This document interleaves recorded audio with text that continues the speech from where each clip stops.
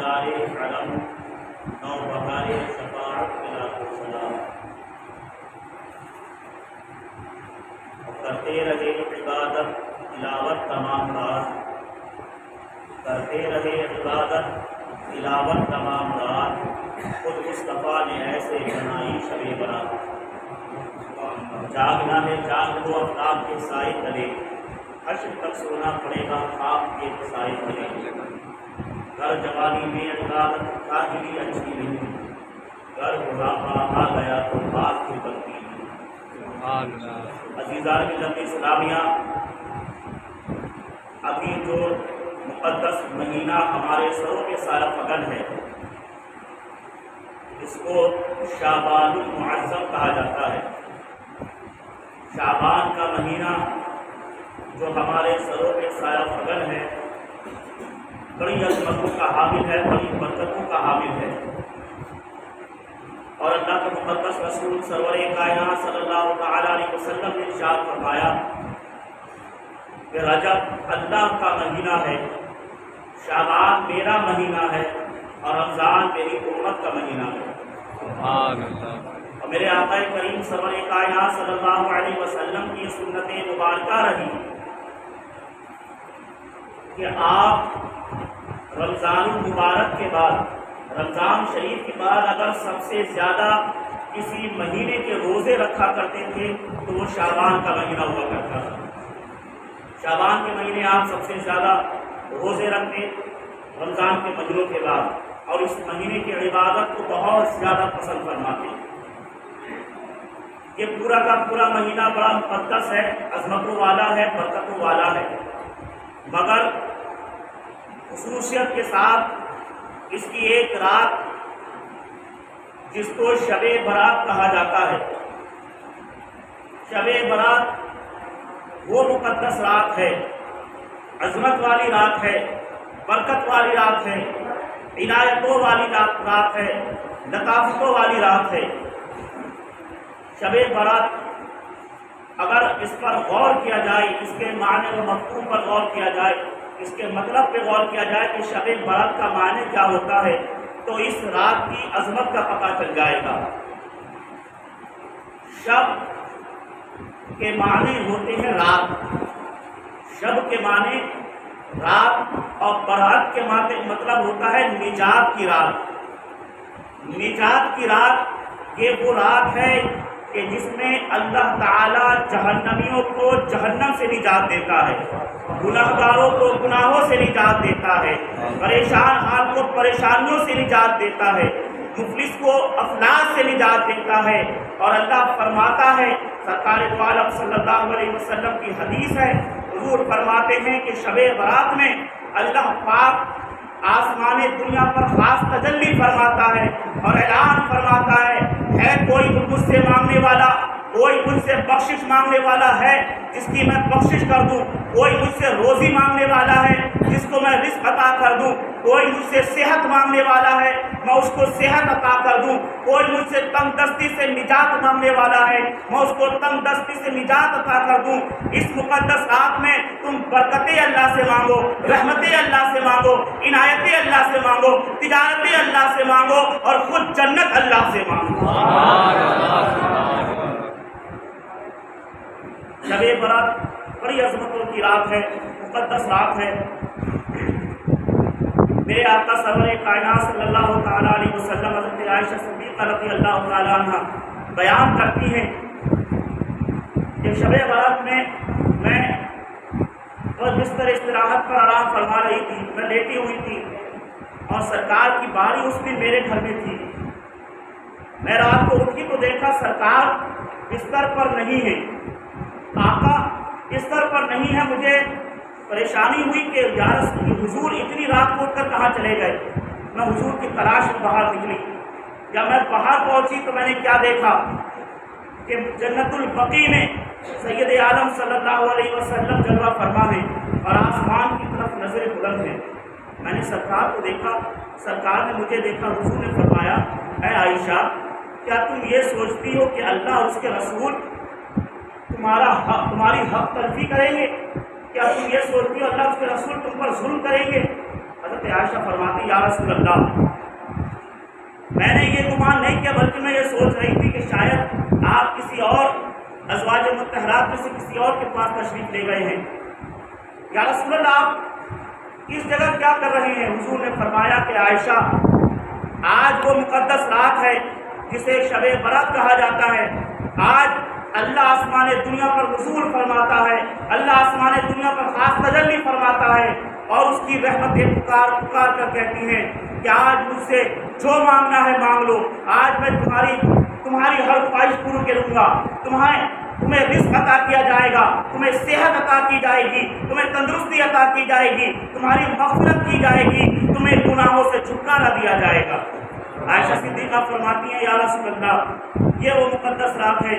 عزیزان ملت اسلامیہ، شب برات یقیناً بہت عظمتوں والی رات ہے، برکتوں والی رات ہے، اور آج کی اس مقدس شب جس کو ہم اور آپ شب برات کہتے ہیں، یہ عبادتوں کی رات ہے، اپنے رب کو منانے کی رات ہے، گناہوں پہ توبہ کرنے کی رات ہے، استغفار کرنے کی رات ہے، اپنے گناہوں پہ شرمندگی کی رات ہے۔ بنی اسرائیل یہ ایک ایسی قوم ہے جس میں کثیر تعداد سے واقعات ہمیں ملتے ہیں۔ بنی اسرائیل کا ایک شخص کفل، جس کا نام، بڑا گنہگار، سیاہ کار، عاجز بندہ، بڑا پاپی بندہ، بنی اسرائیل کا وہ شخص، اس کے پاس ایک عورت آئی۔ اب عورت آ کر کہنے لگی مجھے کچھ ضرورت ہے، مجھے کچھ پیسہ تم دے دو، مجھے تم کچھ پیسہ دے دو، میں تمہاری شکر گزار رہوں گی، احسان مند رہوں گی۔ گنہگار شخص تھا، بڑا پاپی عاجز بندہ تھا، کہنے لگا کہ میں ایسے پیسہ کیسے دے دوں؟ اگر تم چاہتی ہو کہ میں تمہیں پیسہ دوں تو اس کے بدلے مجھے بھی کچھ دینا پڑے گا۔ میں چاہتا ہوں تمہارے ساتھ بد کرداری کروں، میں تمہارے ساتھ ایک شب گزارنا چاہتا ہوں۔ پریشان حال عورت تھی، بڑی مفلس تھی، گنہگار تھی، سیاہکار تھی، مگر بڑی ضرورت مند تھی۔ اس شرط پر وہ راضی ہو گئی اور اس نے یہ بات مان لی کہ بھائی تم مجھے کچھ پیسہ دے دو، بدلے میں تمہارے ساتھ رات گزارنے کو تیار ہوں۔ آقا کریم سرور کائنات صلی اللہ علیہ وسلم حضرت فاروق اعظم فرماتے ہیں کہ حضور نے 7 سے بھی زیادہ مرتبہ اس حدیث کو ذکر کیا، بار بار حضور اس حدیث کو ذکر فرماتے کہ وہ شخص بڑا گنہگار، سیاہکار، عاجز، پاپی بندہ تھا۔ اس شخص کو گناہوں میں ملوث تھا۔ وہ عورت اس کے پاس آئی، ضرورت مند تھی، بڑی پریشانی کے حالات تھے، ضرورت تھی اس کو، آ کر کہنے لگی تم میری ضرورت پوری کر دو، مجھے کچھ پیسوں کی ضرورت ہے، اگر تم میری ضرورت کو پوری کر دیتے ہو تو میں جو تم کہو گے وہ کروں گی۔ اس شخص نے کہا کہ میرے ساتھ ایک رات گزارنی پڑے گی۔ مجبور تھی، تیار ہو گئی، اس نے اس کو پیسے دے دیے۔ پیسے لے کر جب وہ آئی اور رات میں اس شخص کے پاس گئی تو وہ تھر تھر کانپنے لگی۔ بنی اسرائیل کا ایک نوجوان جس کا نام کفل تھا، یہ کہنے لگا کہ کیا بات ہے، اتنا ڈر کیوں رہی ہو؟ بھائی تم تو اپنی خوشی سے راضی ہوئی ہو، تم اپنی تمنا سے، اپنی خواہش سے اس بات پر راضی ہوئی ہو، پھر ڈر کیوں رہی ہو؟ تو وہ عورت کہنے لگی میں اپنے خدا سے ڈرتی ہوں، میں اپنے رب سے ڈرتی ہوں، میں دنیا والوں سے اپنا عیب چھپا لوں گی، میں دنیا والوں سے اپنی بد کرداری چھپا لوں گی، میں اپنے گھر والوں سے اپنی بددہنی چھپا لوں گی، مگر میں اپنے رب سے کیسے چھپاؤں گی؟ میں اپنے خدا سے کیسے چھپاؤں گی؟ میں رب کو یاد کر کے ڈر رہی ہوں۔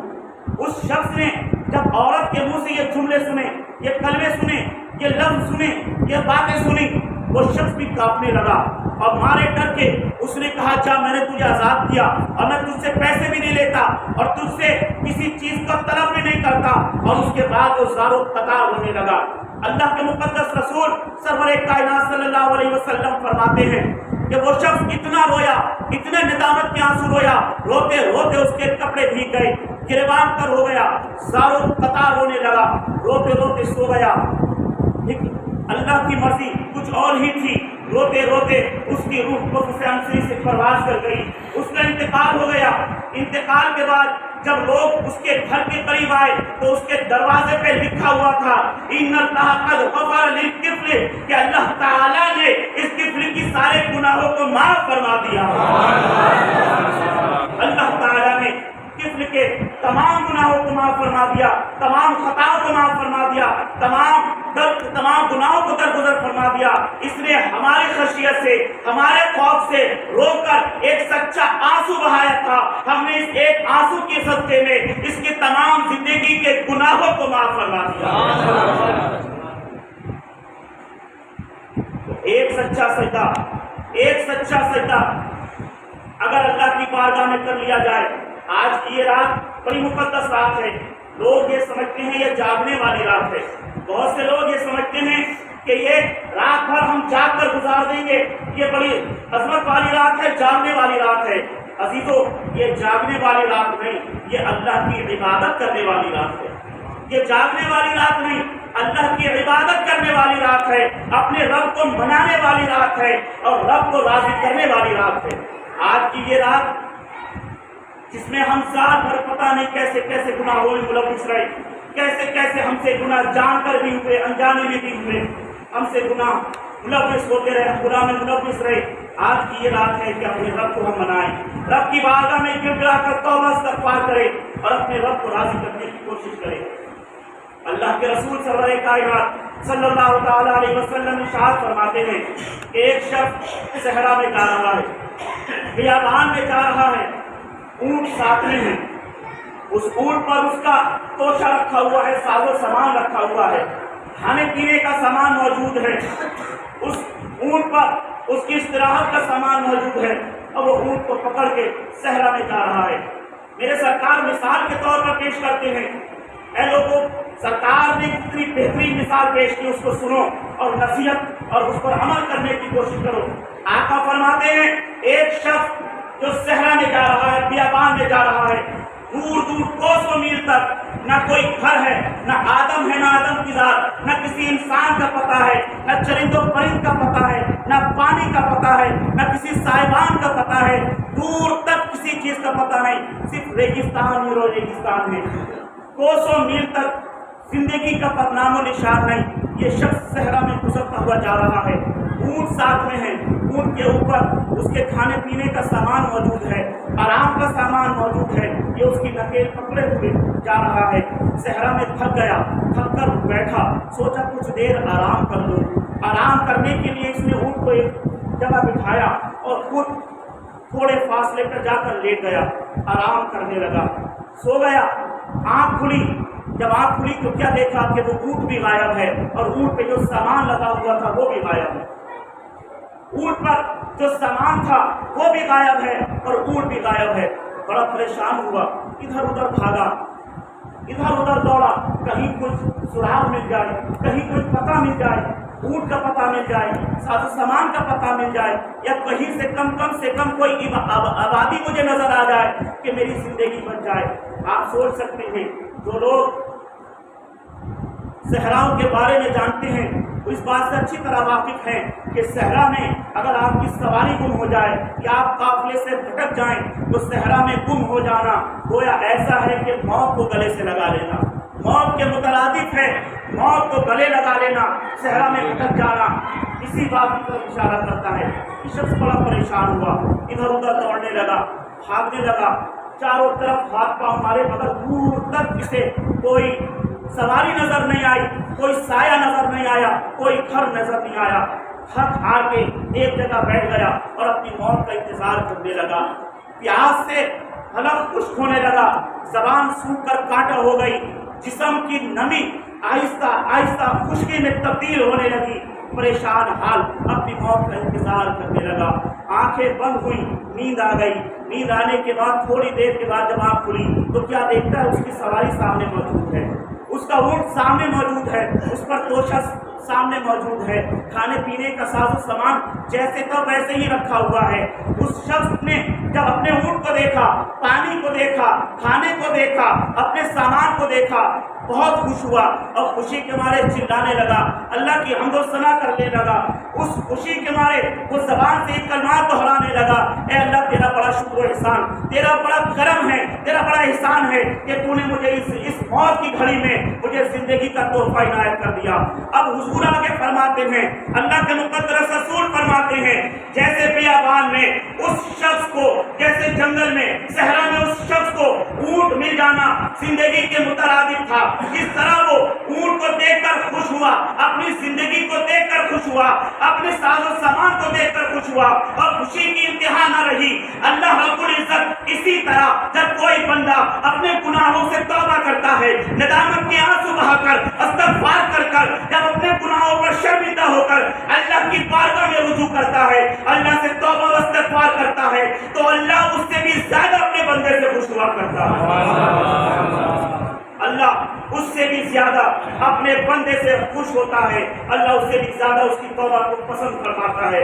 सैयद सदरुल्लाह फाज़िल रहमतुल्लाह अलैह इरशाद फरमाते हैं कि जो शख्स तौबा करे और तौबा सच्ची तौबा करे और तौबा करने के बाद अपने गुनाहों से दूर हो जाए, इताअतों में फरमा बरदारी में उसका दिल न लगे, दिल लगने लगे, वो शख्स ऐसा है गोया उसने गुनाह किया ही नहीं, उसने गुनाह करा ही नहीं। हज़रत फारूक आज़म रज़ियल्लाहु ताला इरशाद फरमाते हैं, कोई शख्स गुनाह करने के बाद जब अपने रब की बारगाह में तौबा करता है और तौबा करके जब वो रुजू करता है तो वो ऐसा हो जाता है जैसे उसने गुनाह किया ही नहीं था, कभी उससे गुनाह सरजद ही नहीं हुआ था। तो अज़ीज़ान मिल्लत इस्लामिया, शब बारात आज वो मुक़द्दस रात है, अल्लाह ने हमें ये रात नसीब फरमाई, अल्लाह ने ये मुक़द्दस दिन हमें दिखाया। हमें चाहिए कि हम फुज़ूल कामों से बचकर आज की इस रात में इबादत करें, तिलावत करें, ज़िक्र व अस्कार करें, दरूद शरीफ पढ़ते रहें, नवाफिल पढ़ते रहें, अपने रब को राज़ी करने की कोशिश करें। और जो लोग नफिल नमाजें पढ़ते हैं वो अपना मुहासिबा करें, अगर उनकी क़ज़ा नमाजें हैं, अगर उनकी नमाजें क़ज़ा हैं तो वो अपनी नफिल नमाज की जगह अपनी क़ज़ा नमाज को दोहराएं, अपनी क़ज़ा नमाजें पढ़ें जो उनकी नमाजें क़ज़ा हो चुकी हैं, क्योंकि नफिल नमाज का सवाब, जो इसकी बरकतें हैं, जो इसके इनामात हैं, जो इसकी इनायतें हैं, वो आपको कमा तभी मिल सकती हैं जब फ़र्ज़ नमाजें पढ़ी हों, जब फ़र्ज़ नमाजें अपने वक्तों पर पढ़ी हों या कम से कम उनकी क़ज़ा कर ली हो। तो पहले कोशिश करें कि अपनी क़ज़ा नमाजों को पूरा करें, अपनी क़ज़ा नमाजें पूरी करें। अगर आपकी पूरी नमाजें जो क़ज़ा हैं वो पूरी हो जाती हैं, उसके बाद नफिल पढ़ें और नफिल पढ़ने के बाद अपने रब को राज़ी करें, इंशाअल्लाह उसका सवाब दुगना हो जाएगा। दरूद शरीफ पढ़ें, अल्लाहुम्मा सल्ली अला सय्यिदिना शफ़ीना हबीबिना नबीना मौलाना मुहम्मद मुबारक वसल्लम सल्लु अलैहि सल्लल्लाहु अलैहि या सय्यदी या रसूलुल्लाह सल्लल्लाहु तआला अलैहि वसल्लम। खास तौर से आज के दिन बाद नमाज मगरिब एक काम अगर हो सके तो मगरिब के बाद करें या रात में जब भी आपको वक्त मिल जाए इस काम को ज़रूर करें। 7 बेरी के पत्ते लें, 7 बेर के पत्ते को लेकर उसको पानी में खूब अच्छी तरह औटा दें, उसको जोश दे लें, गर्म कर लें, जैसे पानी फूटता है औटाते हैं। 7 बेरी के पत्ते उस पानी में डालें, उसको खूब अच्छी तरह उबालें और उबालने के बाद जब वो इस्तेमाल के लायक हो जाए उसको उससे गुस्ल कर दें। उस पानी से आप भी नहाएं, अपने घर वालों को भी नहलाएं, अलग अलग पत्तों से। 7 बेरी के पत्ते से एक शख्स नहाए, दूसरे के लिए फिर 7 बेरी के पत्ते ले और पानी में जोश दें, पानी में औटाकर उससे आप भी गुस्ल करें, अपने घर वालों को भी ये कहें कि वो गुस्ल करें। ये इतना बेहतरीन नुस्खा है, इतना बेहतरीन अमल है कि जो इस तरह 7 बेरी के पत्तों से आज की शब यानी मगरिब के बाद से जो सारी रात में जब भी वक्त मिल जाए, शब बारात की पूरी रात में जब भी उसको वक्त मिल जाए, 7 बेरी के पत्तों के पानी को हटाकर उससे गुस्ल करे, इंशाअल्लाह ताला तमाम साल पूरे साल उस पर जादू असर नहीं करेगा। पूरे साल उस पर जादू का कोई असर नहीं होगा, उस पर जादू असर नहीं करेगा। ये बहुत अच्छा नुस्खा है, आप इस पर जरूर अमल करें। हमने खुद हुजूर फिदाए मिल्लत को ये अमल करते हुए देखा। हुजूर फिदाए मिल्लत हमें भी ये अमल करने की ताकीद करते थे, हम तो आज भी इंशाअल्लाह इस पर अमल करेंगे, पीछे भी इस पर अमल करते आए हैं। आपको भी ये हुक्म देते हैं कि आप में जिससे हो सके, जो इस लायक हो, मिसाल के तौर पर कोई बीमार है, सब तबीयत खराब है, बुखार है, वो अपने जिस्म की हालत और अपना मर्ज समझ के नहाए कि वो नहाने के लायक है या नहीं। मगर जो लोग तंदुरुस्त हैं, सेहतमंद हैं, वो लोग इस अमल को जरूर करें। अल्लाह ने चाहा तो पूरे साल इंशाअल्लाह جادو ٹونے سے آپ کی حفاظت رہے گی. اللہ ہر مسلمان کو ہر مصیبت سے محفوظ و معمون رکھے. اس مبارک رات میں آپ اللہ کی عبادت کریں, قبرستان جائیں, اپنے مرحومین کے لیے سارے ثواب کریں, ان کی قبروں پر جائیں, فاتحہ پڑھیں. ان کی قبروں پر جا کے, یہ میرے سرکار کی سنت ہے, قبروں پہ جانا شب برات میں قبروں پر جانا, فاتحہ پڑھنا, ان کو اصالے ثواب کرنا, یہ حضور سید عالم صلی اللہ علیہ وسلم کی سنت مبارکہ ہے. اس رات میں آپ تلاوت کریں, اللہ اور رسول کا ذکر کریں, تسبیح و تحلیل کریں, اس کی حمد و ثنا کریں, قرآن کی تلاوت کریں, اور حضور درود حضور پر درود شریف کا نذرانہ پیش کرتے رہیں. اللہ اس مقدس رات کی پوری برکتیں آپ کو ہم سب کو نصیب فرمائے. یہ بڑی مقدس رات ہے. میں نے جیسا ابھی کہا, ہمارے وہاں زیادہ تر لوگ یہ سمجھتے ہیں کہ ہم نے یہ رات اگر جاگ کر گزار دی, کوئی ہوٹل پہ بیٹھا ہوا ہے, کوئی چائے کی دکان پر بیٹھا ہوا ہے, کوئی چائے کا اسٹال لگائے ہوئے بیٹھا ہوا ہے, کوئی فالتو میں فضول قبرستان کے اور ادھر ادھر چکر کاٹ رہا ہے. میرے پیارے, یہ رات چکر کاٹنے کی نہیں, یہ رات چائے کی دکان پر ہوٹلوں پہ بیٹھنے کی نہیں, یہ رات باتیں کرنے کی نہیں, یہ رات آپس میں ہنسی مذاق کرنے کی نہیں, بلکہ یہ رات تو اپنے رب کو راضی کرنے کی رات ہے. یہ رات تو اپنے خدا کو منانے کی رات ہے, اپنے رب کو راضی کرنے کی رات ہے. بڑی عظمت والی رات ہے, بڑی مقدس رات ہے. اس کی عظمتیں برکتیں کیا بیان ہوں. ایک حدیث شریف سماعت فرماتے ہوئے چلیں. آقا کریم سرور کائنات صلی اللہ علیہ وسلم ارشاد فرماتے ہیں, حضرت عیسیٰ علیہ السلام آپ کا گزر ایک پہاڑ کے قریب سے ہوا. حضرت عیسیٰ علیہ السلام ایک پہاڑ کے قریب سے گزرے. آپ نے دیکھا پہاڑ کی چٹان پر ایک بڑا خوبصورت پتھر ہے, سفید رنگ کا, نہایت ہی عمدہ قسم کا ایک پتھر پہاڑ کی چٹان پہ رکھا ہوا ہے. حضرت عیسیٰ علیہ السلام نے جب اس پتھر کو دیکھا, اس پتھر پر آپ کی نظر پڑی, تو آپ اس کی تعریف میں گم ہو گئے اور آپ اللہ کی حمد و ثنا کرنے لگے. مولا تیری قدرت کے کرشمے کیسے عجیب عجیب ہے, کتنا حسین, کتنا خوبصورت, کتنا دلنشیں پتھر تو نے پہاڑ کے سینے میں رکھ دیا, کتنا چمکدار سفید شفاف پتھر ہے. اللہ رب العزت نے ارشاد فرمایا, ہے عیسیٰ تم میری قدرت کے اور نظارہ کرنا چاہتے ہو؟ حضرت عیسیٰ علیہ السلام نے فرمایا, یا اللہ رب العالمین, اگر تو اپنی قدرت کے نظارے کرائے تو میں ضرور تیری قدرت کے نظارے کرنا چاہتا ہوں, میں تیری قدرت کے نظارے دیکھنا چاہتا ہوں. اللہ رب العزت کا حکم ہوا, وہ پتھر بیچ سے پھٹا. شک ہوا, پتھر بیچ سے پھٹا, اور پھٹنے کے بعد اس میں سے ایک بزرگ باہر تشریف لائے. سفید پتھر کے اندر سے ایک بزرگ تشریف لائے, باہر نکلے.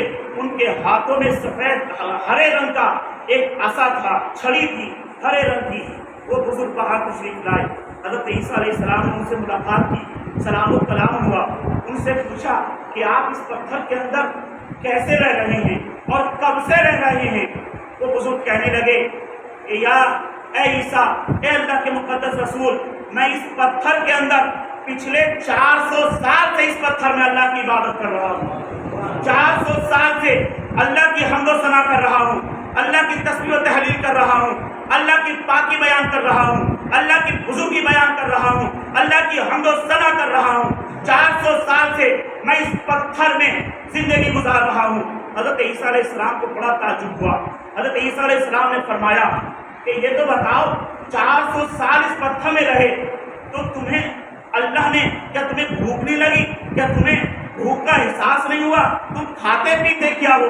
تو وہ بزرگ کہنے لگے, اے عیسیٰ, اللہ نے اس پتھر کے اندر ایک انگور کی بیل پیدا کر دی ہے. ہر روز صبح شام اس کے اندر تازے انگور کے گچھے نکل آتے ہیں. میں وہ انگور کھاتا ہوں اور اللہ کی عبادت میں مصروف ہو جاتا ہوں. سبحان اللہ, سبحان اللہ. میں وہ انگور کھا لیتا ہوں اور اللہ کی عبادت میں لگ جاتا ہوں, اللہ کی حمد و ثنا میں لگ جاتا ہوں, اللہ کی تسبیح و تحلیل میں لگ جاتا ہوں, اللہ کی پاکی بیان کرنے میں لگ جاتا ہوں, اللہ کی بزرگی بیان کرنے میں لگ جاتا ہوں. حضرت عیسیٰ علیہ السلام کو اس شخص پر, اس بزرگ پر بڑا رشک ہوا اور بڑی خوشی ہوئی, اور وہ کہنے لگے, یا رب العالمین, یہ تیرا بڑا نیک بندہ ہے, بڑا پاکیزہ بندہ ہے, بڑا بزرگ بندہ ہے. مجھے نہیں لگتا کہ اس سے زیادہ بھی کوئی تیرا عبادت گزار بندہ ہوگا, اس سے بھی زیادہ تیرا کوئی فرما بردار بندہ ہوگا, اس سے بھی زیادہ کوئی تیرا اطاعتشیار بندہ ہوگا، اس سے بھی زیادہ کوئی تیری حمد و ثنا کرنے والا ہوگا، اس سے بھی زیادہ کوئی تیری تسبیح و تحلیل کرنے والا ہوگا، اس سے بھی زیادہ کوئی تیری پاکی بیان کرنے والا ہوگا، یہ بندہ تو مجھے سب سے اول درجے کا لگتا ہے۔ اللہ رب العزت ارشاد فرماتا ہے، اے میرے عیسیٰ یہ بندہ نہایت ہی پاکیزہ ہے، بہت عبادت کرتا ہے، میری حمد و ثنا کرتا ہے، تسبیح و تحلیل کرتا ہے، لیکن اے عیسیٰ اس سے بھی زیادہ عظمت بزرگی والا میرے محمد صلی اللہ علیہ وسلم کے وہ امتی ہوں گے جن کو میں ایک رات شب برات عطا کروں گا، اب وہ اس رات میں 2 رکعت نفل پڑھ کے جب میری بارگاہ میں سجدہ کریں گے تو اس کا ایک سجدہ ان کی 400 سال کی عبادتوں سے افضل ہوگا۔ سبحان اللہ، سبحان اللہ، سبحان اللہ۔ میں اپنے پیارے محبوب، میں اپنے حبیب مصطفیٰ کریم صلی اللہ علیہ وسلم کو ایک رات ایسی عطا کروں گا جس کو شب برات کہا جاتا ہے، اور اس رات میں میرے محمد کی پیاری امت اگر 2 رکعت نفل نماز پڑھ لے تو ان کے وہ 2 رکعت نفل نماز ان کی 400 سال کی عبادتوں سے بہتر ہوگی۔ سبحان اللہ۔